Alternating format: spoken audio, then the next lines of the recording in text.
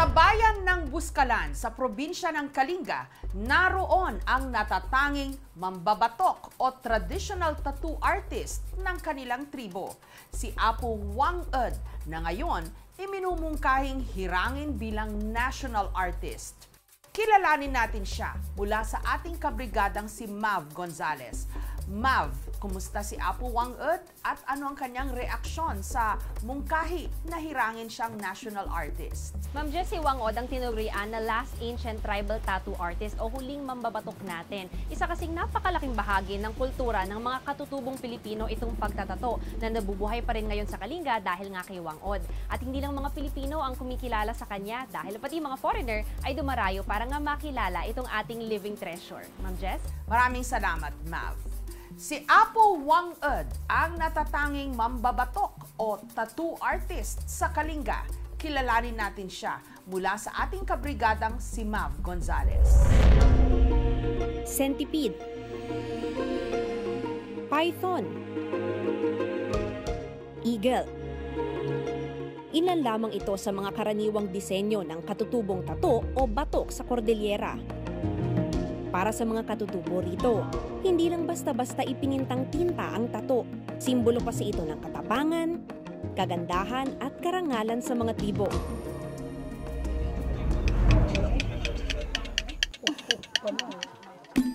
Isa sa mga itinuturing na pinakamatanda at pinakakilala marahil na mambabatok o traditional tattoo artist sa Cordillera, si Wang-Ed. Ang tradisyong ito ipinamamana sa bawat henerasyon.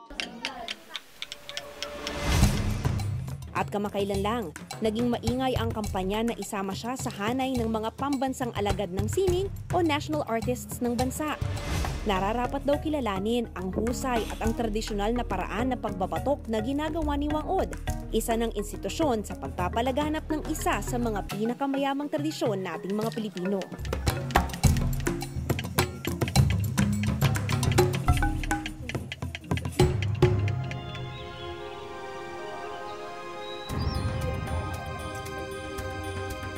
Labindimang oras ang biyahe mula Maynila papuntang Kalinga. Pagdating ng bayan ng Tinglayan, kailangan pang maglakad ng mahigit 1 oras paakyat ng bundok.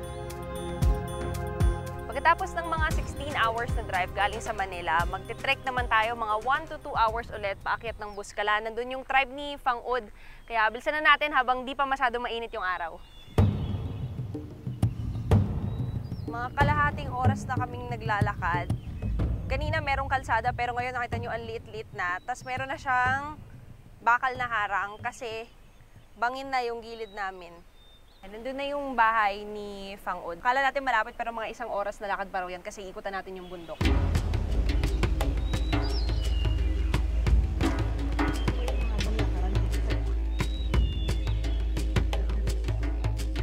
Sa tuktok ng Buscalan, makikita ang maliit na komunidad ng tribong Butbut.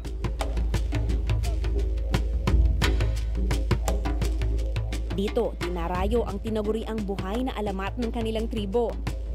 Ito yung bahay ngayon ni Wang-Ed. Meron na talaga siyang signage kasi maraming turista na yung dumadayo dito para nga magpatato sa kanya. Pero napakahaba ng trek, isa't kalahating oras. Tapos matarik siya, pababa, madulas. Talagang sasadyain mo. Si Apo Wang-Ed ang kinikilalang huling mambabatok sa Cordillera. Balot ng mga batok o tato ang kanyang mga braso at dibdib. Bawat marka, saksi sa mayamang tradisyon ng mga katutubo. Sadan abi, pakato ariki kayang na nunson, pag pakato agad sibat no. Sigang hat pakato nan, pakingat abi sila ya iya sumigat. Anana aru, san anak na rusiga, sabi na, supangan pa'y pakato a. No, haspakalitan mamort a.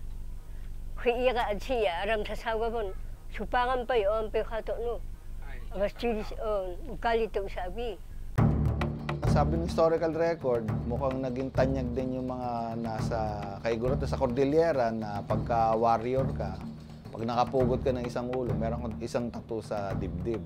Siguro depende nga rin sa dami ng ulo na napugot. So, tanda rin daw to ng pagiging mandirigma.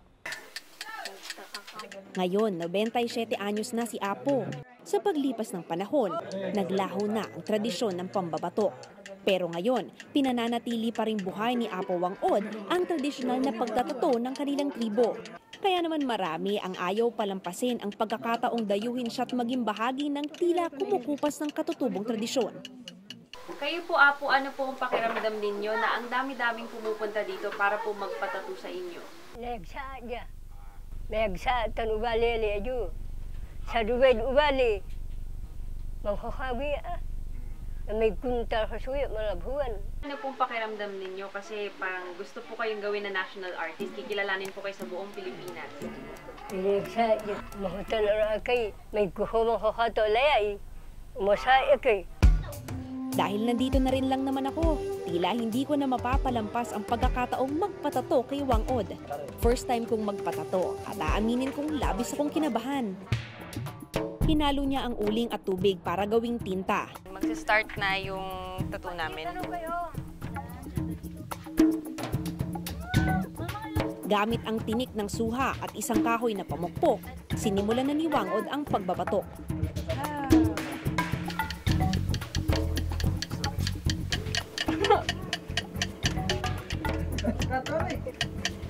Sakit siya, ha? Oo, tapos na. Medyo masakit talaga siya, pero kaya naman. Baka maganda yung spot na napili ko, kaya hindi masyado masakit. Maya-maya pa, pinilahan na rin ng iba pang turista si Wang-od.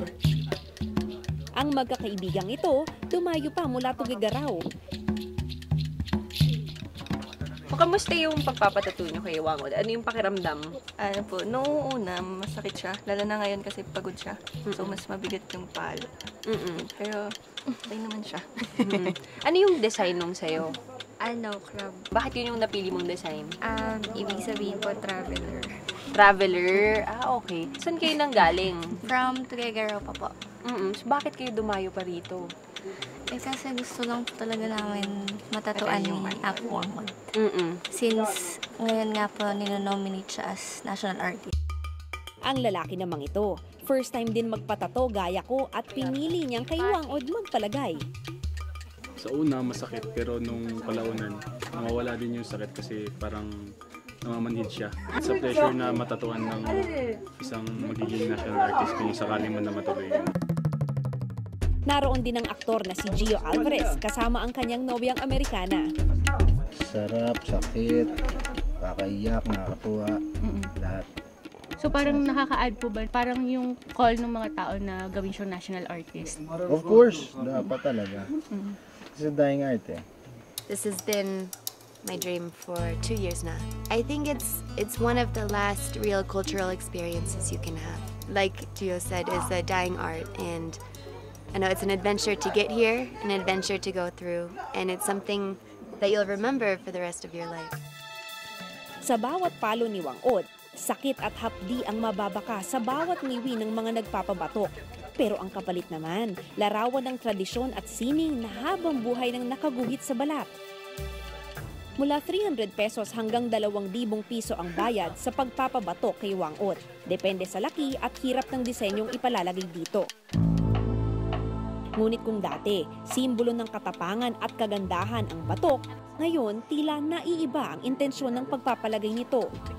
Ano ang kabuluhan ng pagtatato ngayon? Unang, pamana natin yan mula sa mga ninuno. Pangalawa, self-expression. Pangatlo, social identification. Pangapat, hindi decorative din. Panglima, pang-alaala. Pag may tinatato kang pangalan sa'yo. Hindi nag-asawa at nagkaanak si Wang-od. Dahil dito, pinangambahan na wala nang mapagsasalina ng sining ng pagbabatok. Pero noong 2006, nakahanap ng tagapagmana si Wang-od, ang apo niya sa pamangkin na si Grace. Natuto ko kay Apo Wang-od. Pinapanood lang kasi nung bata pa kami para kaming naglalaro lang. Maliit na bagay lang yun. Para kay Grace, mahalagang natuto siya ng pagbabatok. Hindi naman daw nila inakala na magkakaroon ng kampanya para kilalaning national artist ang kanyang lola. Itong sa Buskalan kasi parang mahalaga kasi yun kasi isang traditional kasi sa amin yun. Sa edad na 19, may mga batok na rin si Grace sa katawan gaya ng python o sawa na sumisimbolo bilang proteksyon. Si Apo Wang-od din ang naglagay sa kanya nito. Ito, bundok kasi nakatira ako sa bundok. Ito, rice bundle. Isang mahalaga din sa amin. Pero nakahanap man ng magtutuloy ng mayaman na tradisyon ng pagbabatok, wala pa raw balak magretiro si Wangod. Kaya kayo may gila.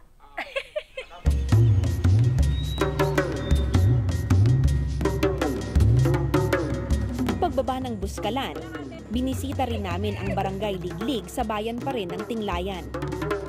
Naglalakad pa lang kami, nakasalubong na namin ang isang lola na balot ng batok ang mga braso.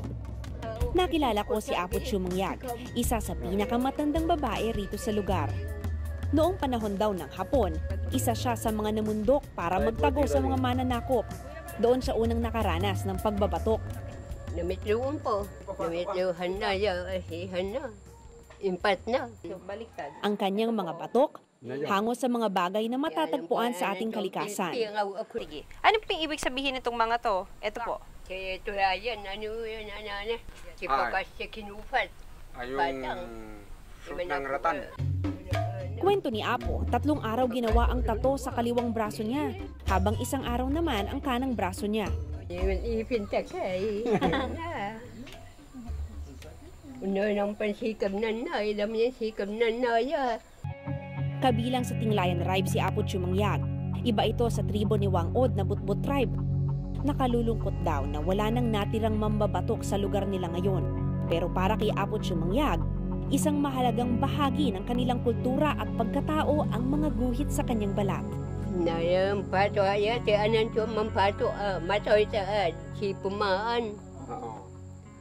O dagang pongoy matoy inaan siya ilam na pato matoy ta ni sapi.